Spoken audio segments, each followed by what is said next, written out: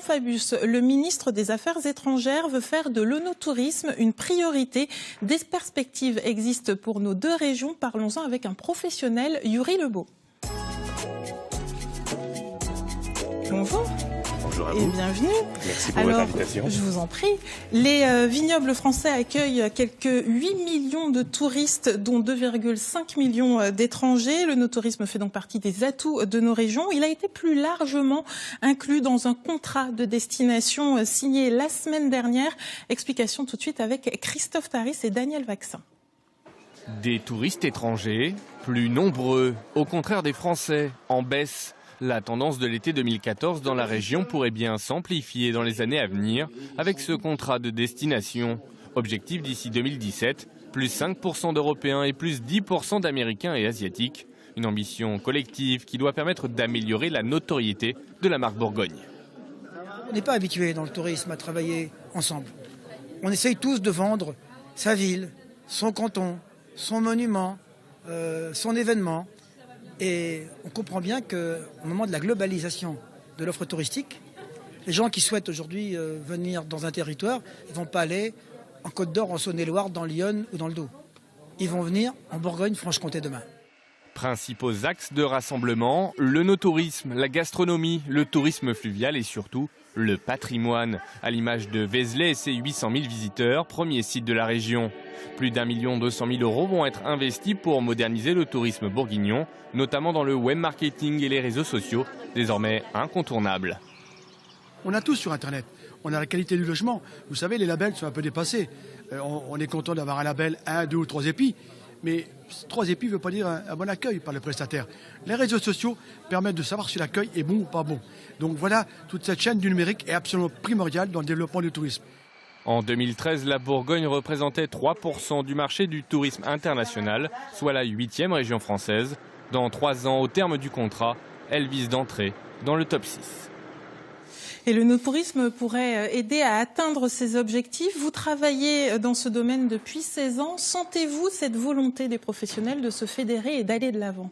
Écoutez, oui, la volonté des professionnels, on la ressent chaque jour sur le terrain. D'ailleurs, je tiens à saluer toutes celles et ceux qui s'investissent chaque jour dans cette dynamique, notamment les hôteliers qui font un travail remarquable, les restaurateurs et également les offices de tourisme. Je crois que c'est tous ensemble, en se serrant les coudes, en allant de l'avant, avec un vecteur commun, celui qui est de la satisfaction des touristes qui viennent nous rencontrer, qui nous font l'honneur de venir visiter notre belle région.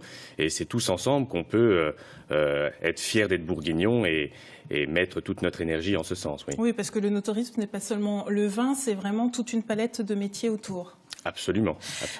Au CIRA, Salon international de la restauration, de l'hôtellerie et de l'alimentation, vous avez été distingué en obtenant le prix Œnotouriste 2014. Que représente un tel prix pour vous et selon vous, est-ce que ça récompense toutes ces années où vous avez cru en ce projet ? Écoutez, oui, effectivement, j'ai été très honoré de recevoir ce prix, c'est évident, mais avant tout, je le disais, on l'a évoqué ensemble, je ne suis qu'un maillon de la grande chaîne de la famille œnotouristique et c'est tous ensemble, on le disait tout à l'heure, qu'on peut arriver, et ce prix, je le dédie d'ailleurs à toutes celles et ceux avec qui je travaille chaque jour, avec qui on fait de belles prestations, parce que je ne peux pas... Justement, en parlant de prestations, sans vous interrompre, que proposez-vous concrètement ? Alors, je propose des circuits touristiques sur mesure, plutôt sur une niche haut de gamme. Et ça s'adresse principalement, enfin, il se trouve qu'à l'heure d'aujourd'hui, c'est une clientèle plutôt étrangère, environ 85 à 90% d'étrangers, plutôt anglo-saxons, qui me font le plaisir de venir me rencontrer. Et que recherchent-ils à travers ces prestations ?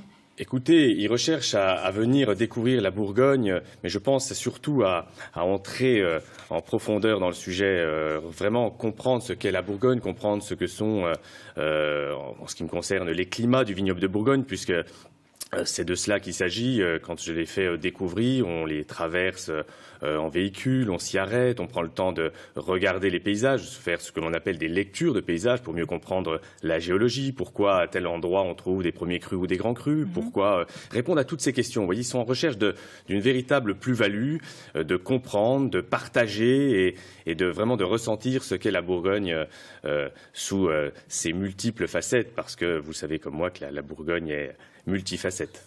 Avec ces touristes, que faites-vous? Donc vous sillonnez à la fois les climats de Bourgogne et vous rencontrez également des professionnels? Absolument, on va à la rencontre des vignerons qui nous font découvrir leur vin, qui partagent avec nous des moments d'exception. D'ailleurs, il y a je me permets de faire une petite parenthèse, il y a un roi qui s'appelait Louis VII, qui est très peu connu, et qui disait à juste titre 3 choses pour accéder au plaisir. Il disait le pain, le vin et le sourire.